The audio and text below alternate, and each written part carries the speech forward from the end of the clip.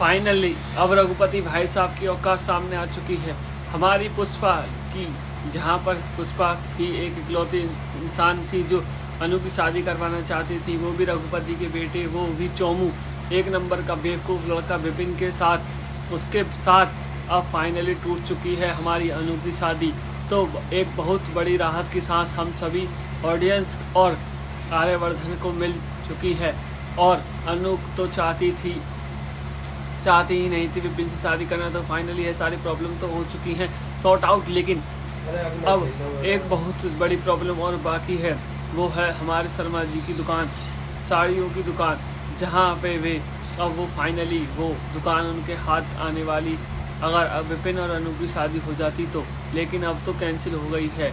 तो बढ़िया अपनी छाती चौड़ी करके वह दुकान का मालिक और रघुपति पहुँचते हैं शर्मा के घर पे उसे ब्लैकमेल करने और कहने की तुम्हारी दुकान तुम्हारे हाथों से चली गई है। लेकिन दोस्तों वहीं पे धमाकेदार सुपर हिट एंट्री मारता है आर्यवर्धन, उन दोनों को गिरफ्तार करवाता है और दुकान खरीदने के बाद चाबी शर्मा जी के हाथ में दे देता है। इस बात से फाइनली अनु और अनु की मम्मी बेहद खुश हो जाती हैं।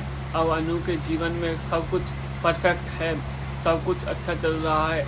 अब लेकिन अनु वह बात नहीं कर पाई है आर्यवर्धन से, अपने दिल की कोई भी बात नहीं कर पाई है, इसलिए वह अपनी एक डायरी में रात में आर्यवर्धन के लिए एक बेहतरीन सा लव लेटर लिखती है। लेकिन दोस्त यहाँ पे हो जाता है एक बहुत बड़ा कांड ये होता है कि वह लव लेटर लग जाता है पुष्पा के हाथ। जी हाँ दोस्तों, पुष्पा के हाथ में लव लेटर लग जाता है और वो अनु के दिल की हाल देख लेती है उस लव लेटर में कि वह आर्यवर्धन के लिए क्या सोचती है, क्या फील करती है।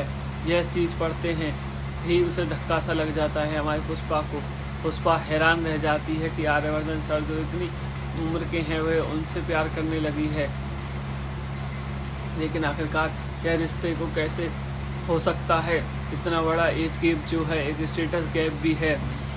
इस बात से पुष्पा घबरा उठती है और अनु को डांटने के लिए उसे ऑफिस से तुरंत बुलाती है। अनु घबरा जाती है कि कहीं ऐसा तो नहीं कि उसकी माँ ने उसका लव लेटर पढ़ लिया हो और उसकी जो यह सोच थी वो बिल्कुल सही थी।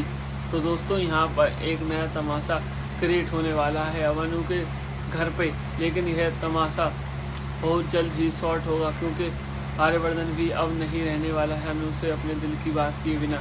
तो फाइनली होगा इजहार और आप सभी को आएगा मज़ा। तो एक लाइक ज़रूर कीजिए दोस्तों और देखते रहिए सीरियल तुमसे तुम तक। और अगर फेसबुक पर देख रहे हैं तो फॉलो कर लीजिए और यूट्यूब पर देख रहे हैं तो सब्सक्राइब कर लीजिए। धन्यवाद।